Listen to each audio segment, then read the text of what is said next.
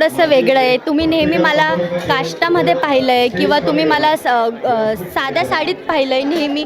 यात मी कोळी लूकमध्ये दिसते आणि ते खूप छान वाटलं मला. कोळी लूक केलं आहे मी आणि त्यात मी वेगळी दिसते आणि गाण्याचा अनुभव पण खूप छान होता माझ्यासाठी. आमचं नाईट शूट होतं. माझी पूर्ण टीम खूप छान आहे. दीपाताईंचं खूप मनापासून आभार मानते. त्यांनी ही संधी दिली मला, म्हणून त्यांचं खूप खूप आभार. फोन आला आणि मी कुठली संधी सोडत नाही. नक्कीच कुठल्याही कलाकारांनी कुठली संधी सोडायची नाही आलेली, ते मी तशी सोडत नाही. मला जे सॉन्ग आलं, जे गाणं आलं, मी ते करत असते नेहमी. तशाच प्रमाणे मला हे गाणं आलं आणि मी हे सोडलं नाही.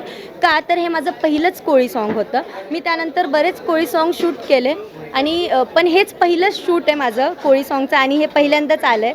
म्हणून मी म्हणाल की आवर्जून सगळ्या प्रेक्षकांनी बघावं.